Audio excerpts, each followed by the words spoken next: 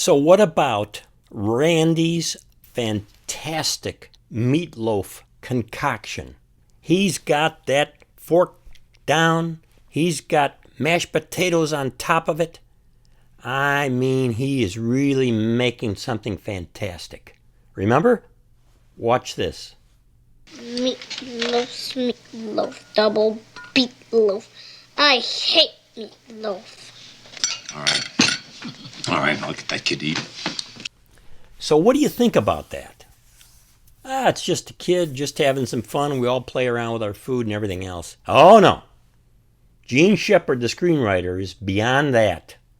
He is one sneaky writer getting all kinds of themes, life messages, life lessons going on. Whenever he's writing stories, there are underlying parables. That was the nature of his work. He was a parabolic storyteller. So I want to have some fun with you. This is really kind of fun. A little bit of speculation in here, too, about Randy and the food. I play around with this in my book. So I'm going to plug my book pretty heavy if you like this kind of thing for you to pick up a copy of. What is Randy doing as a human being? Not just as a kid. So about half of his life, 3 years, he has not wanted to eat. All right, 3 years, he's been more or less starving. And he's sick and tired of meatloaf. He doesn't want meatloaf. He hates meatloaf, beetloaf, whatever. In the book, by the way, I say one creative way of dealing with that would be to create sweet loaf. Take slices of meatloaf and cook them like you're making French toast, and put some butter on there and a little bit of syrup. Oh, you got to be creative with kids. Yeah, okay, all right, that's neither here nor there. So what is he doing? He is doing what human beings do. He's creating something. He's being a creative person. Probably no kid ever, anywhere, has made exactly the creation that he has made on that plate himself. It's a single work of art. Across the lake is the Art Institute in Chicago, right? They're in northern Indiana.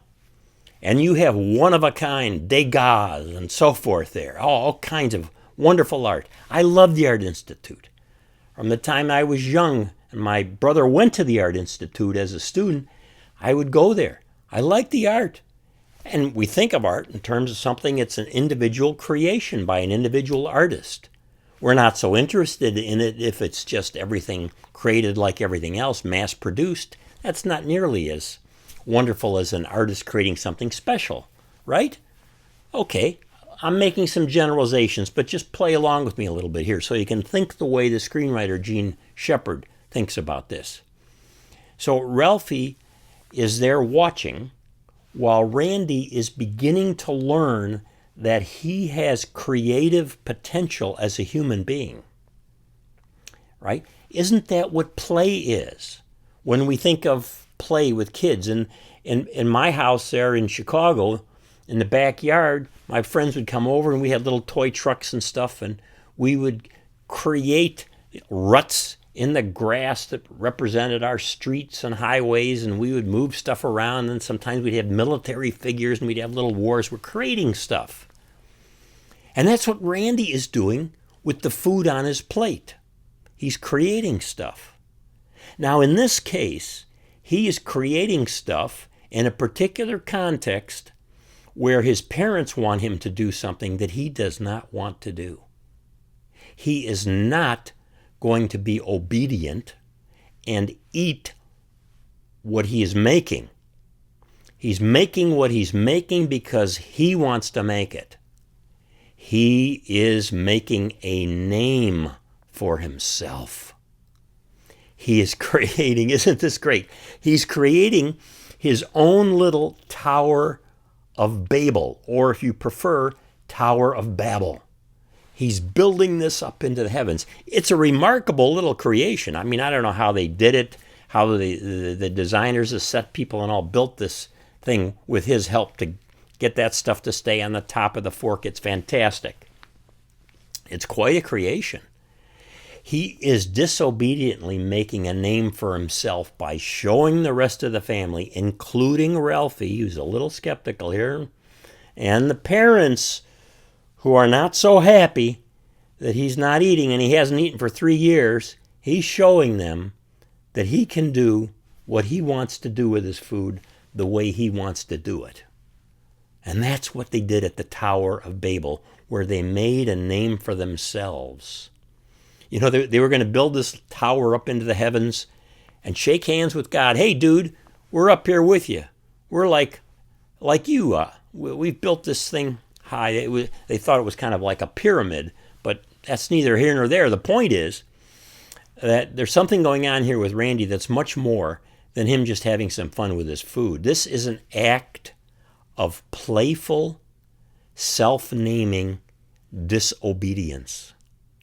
And that's part of what makes it so much fun, because we like it when somebody will stand up against authority, especially in the Western world where individualism is so important.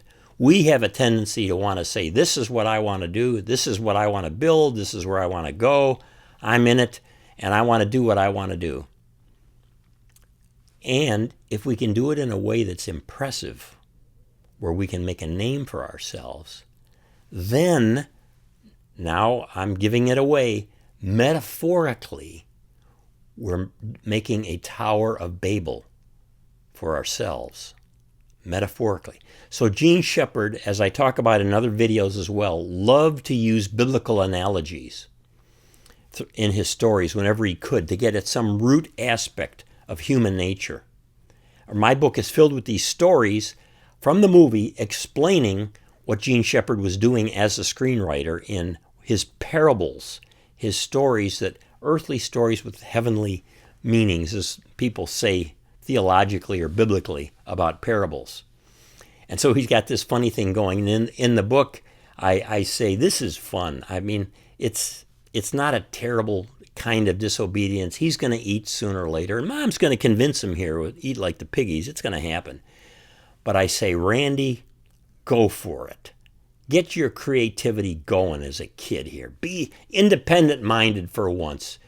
When you're done with your Tower of Babel, create the whole church down the street, that Methodist church and the whole courtyard and everything else, and create all of that on your plate too. Go for it, buddy, because you're only a kid once, and you got to have fun.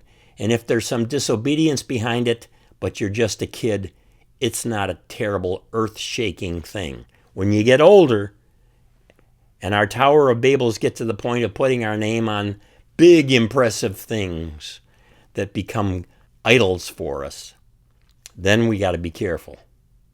So, is it a mini Tower of Babel for little Randy? It is.